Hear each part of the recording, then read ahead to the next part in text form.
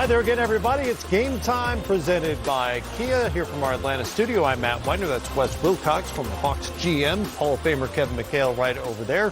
Good to have you with us as well. What to expect from Carmelo Anthony as a Blazer a little later on. We think that's going to happen on Tuesday night here on the network. And, of course, all the highlights. We'll start in L.A. Paul George saw the Thunder for the first time since he left OKC, but we still don't get to see PG and Kawhi Leonard on the floor together, at least not yet. Leonard sat out for a third straight game with a knee contusion on Monday night. Design level of you and the team to see he and Paul on the floor? No, it really doesn't. I don't know why it doesn't, but I just know it's going to happen. We believe Doc is not concerned? Not 1 minute. That is called being. He wants those guys playing, but he wants them playing in the spring. Well, Doc knew when Kawhi and Paul George arrived, he would have a great defensive team. And on this night, that's a good thing because this was a grind. Don't let the threes falling fool you. The two teams combined to go 17 of 63 from out there. 47-42 at the half. Neither team led by more than 6 the entire night in L.A. You've got to give Oklahoma City credit. Fighting out, really terrific defensive effort tonight. We get to the fourth. Paul George, alley-oop. Montrezl Harrell single-handedly outscored the Thunder's bench 28-27, and then Trez to PG for the corner three. Clippers up by 5, which in this game was a big lead, as I mentioned. Dennis Schroeder. All the way to the rim. He had 12 off the bench. Look at this, just too quick. Adams has a hard time with a guy like Montrezl Harrell. He's going to go right, but he goes right awful quick. Chris Paul, the former Clipper, of course, to Danilo Gallinari, another former Clipper. Big shot. Big shot.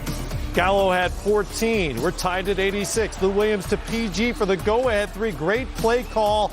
George, 70 points in his first two is a clip, 18 in this one. Gallinari off the offensive rebound drives. The Clippers are called for the foul. It's on Mo Harkless, but Doc Rivers successfully uses his coach's challenge, and the call is overturned. And the league got this one right without question. It's good to see tonight this one go the Clippers' way. Doc had been 0 for 3 previously, so final possession, OKC seems confused here.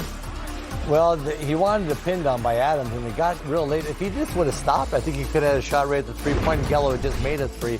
But nonetheless, the Clippers just kind of grind out a win, and that's what you got to do when your top player's not playing. I mean, I know Paul George is back, but Kawhi Leonard still is their top player, and he did not play tonight. OKC now 0-5 in games decided by 5 points or fewer. PG with 7 of his 18 in the fourth quarter, including the game winner.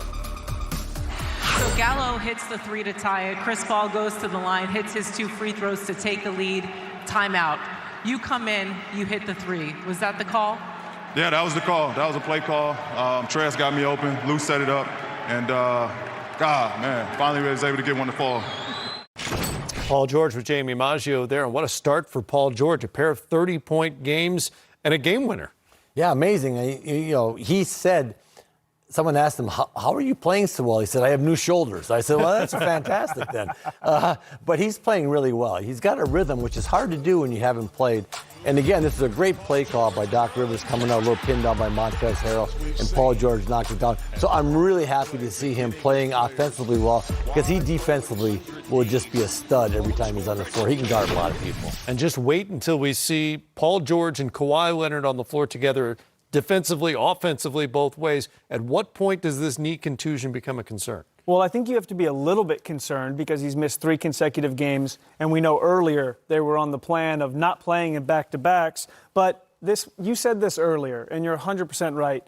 This Clippers organization is playing the long game. Sure. They're thinking about getting to April, getting to May, being healthy. So it would have to be a number more games before it's too much of a concern. But, yeah, whenever your best player is missing games like this early on, you should be a little bit concerned. And in the meantime, the rest of us are really impatient to make this happen, right? We would like to see these guys on the floor together. Doc Rivers doesn't want to watch it, but we do.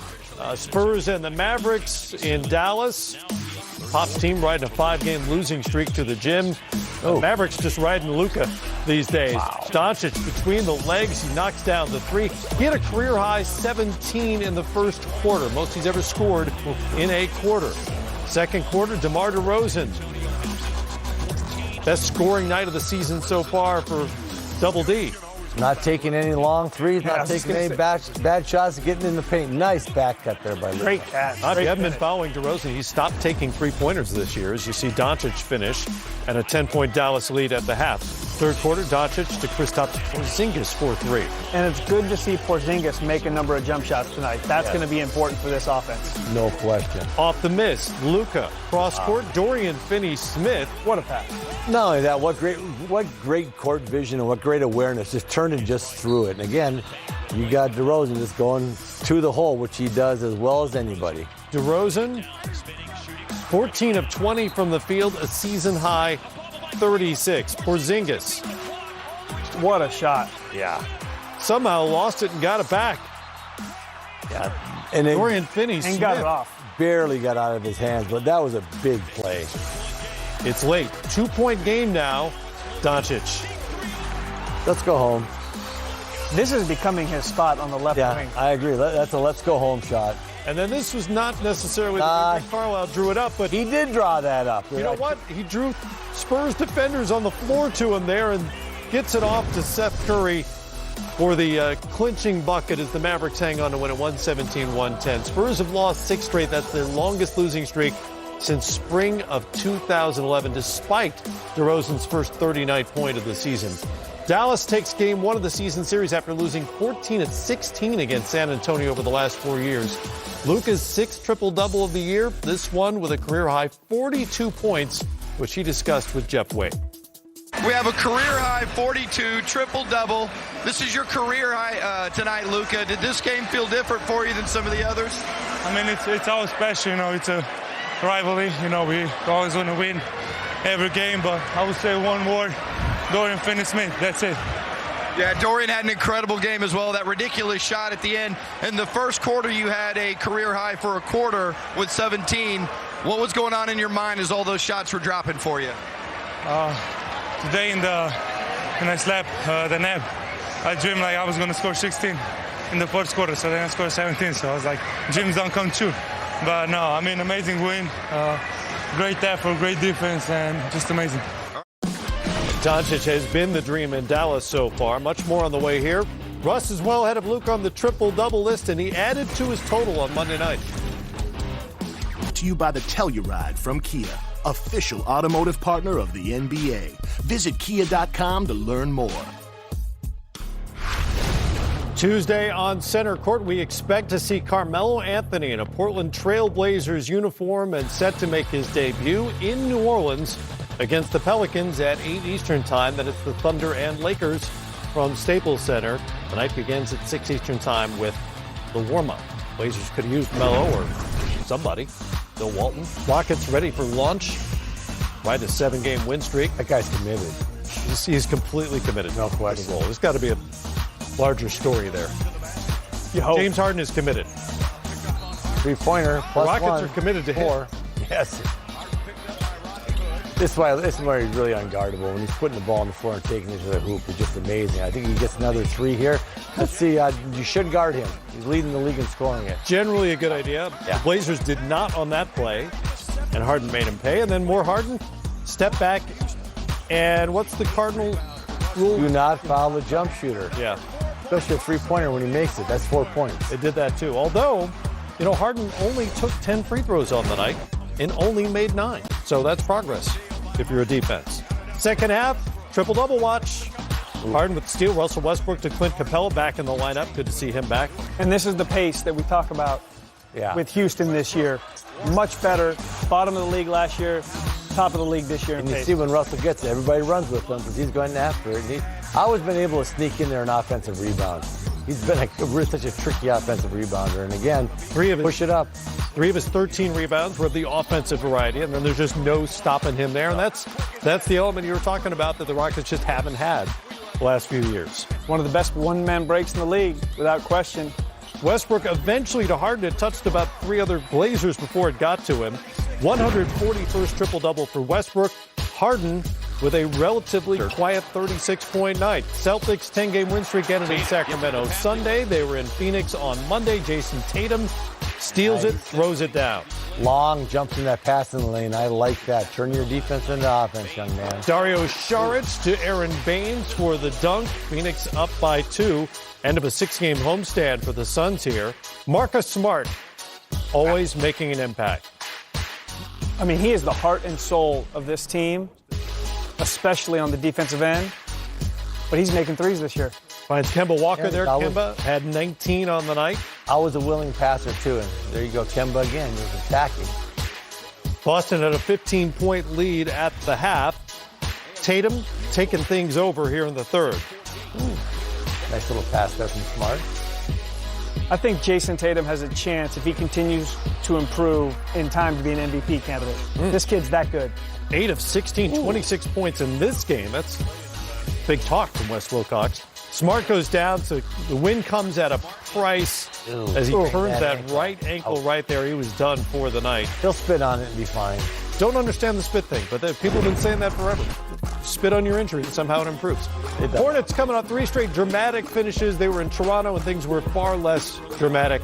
Raptors back from their 5-game road trip and ready to kind of put away the Hornets early on here. Fred VanVleet to Pascal Siakam. Raptors were 20 of 43 from 3-point range. He didn't call glass on that one, but if you look at the Raptors, every basket assisted on, they moved the ball so well as a group. And Norman Powell to Rondé Hollis-Jefferson down low. And they attack, they defend, they get out and run, and it's great to see OG have the night he did. Career night for OG. Speaking of Anunoby, of course, not that there's another OG in the league. I think OG's good enough. Knocks down the 3. And then corner 3. He was 4 of 7 from the great beyond. Toronto leading it by a baker's dozen. Look at that. Their Look at defense. everybody scrambled to the ball. 3 guys trying to get the ball, get out, another assist. And Nick Nurse has got to be at early stages coach of the year. Just doing a great job. No doubt. And this team is first in the NBA in fast break points by a considerable margin. We're seeing it here again tonight. It comes off their defense. Yeah. Marc Gasol to Anunoby at a career-high 24. Raptors recorded a franchise record 40 assists in the win. Bucks and the Bulls, that means heavy doses of that guy Giannis Antetokounmpo after the short trip to Chicago. Steps in for the steal. 2 steps later, he's at the rim. Yeah, but you can't just throw it to him. You should throw it to your teammate. Just do it right to This is why we have a coach on the set. Yeah. Throw it to your teammate, please. When he's running, I tell you what, everybody just get out of the way. He finishes so hard at the rim. Second quarter, Chris Dunn to Zach LaVine. Knocks down the 3, and then it's Lauri Markkanen. Oh, nice play. Daniel Gafford with a nice night tonight. How about Giannis? If he does this consistently, It's over. I mean, if he can make the 3 all the time, he's impossible to guard as it is. He had 2 of 6 in this game. That's good enough. Kobe White heats up from the 3-point line in the 4th. Finished with 13. That one gave them the lead at 99-98. We got ourselves a ball game in the Windy City. and Roy Williams should have came to see Kobe White earlier. Right. Because since then, he's been unstoppable. Giannis. Well, that's unstoppable. Put him in the post. You saw him go left, go right, both blocks.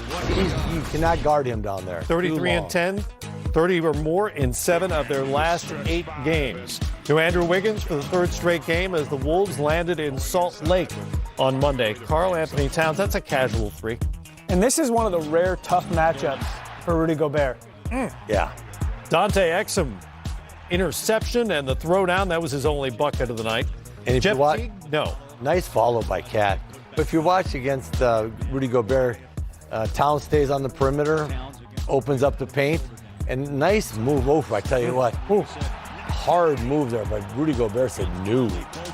No, not going to happen. And they get the bucket on the other end with Bojan Bogdanovic's 5th three-pointer of the game. Emmanuel Mudiay.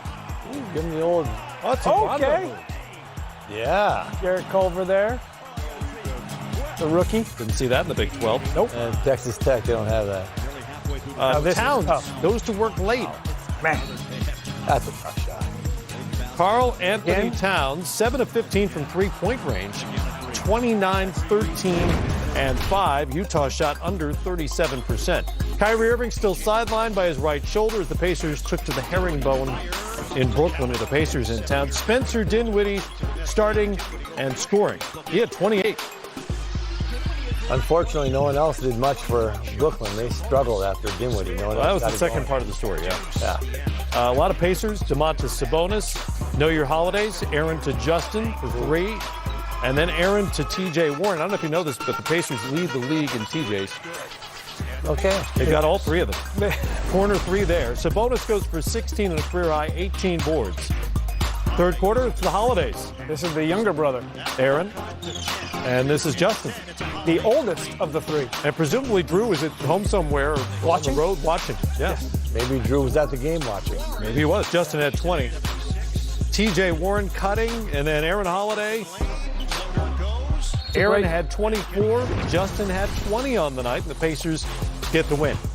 8 days after the Cavs' rout of the Knicks that led to the infamous post-game press conference, a chance for revenge for the New York Knicks. And no Kevin Love tonight, so it makes it a little bit easier for the Knicks, but this was a good game for this team. Julius Randle had the feeling. Ooh, shooting threes, driving, left-handed people. I don't know if you know that. He is left-handed. Putting it on the deck, knocking it down from 3. He's doing it all. 3 of 5 from out there. He had 23 in the first half. Double-digit lead for the Knicks at the break. Had the crowd on their side. People are happy.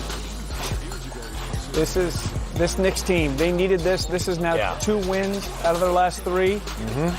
And a really tough loss a couple nights ago to Charlotte. Yeah. Last second. And I think just playing harder and competing, getting after it, that's what the New York Knicks fan wants. I think that's what they were saying. We need more of that, and Fizdale's got them playing better. Put up a season-high 123 in a win. We'll revisit a couple of the top performances of the night when we come back. James Harden was relatively quiet, but still deadly against the Blazers, while Luka Doncic let it rip in Big D against the Spurs with a Mavericks first.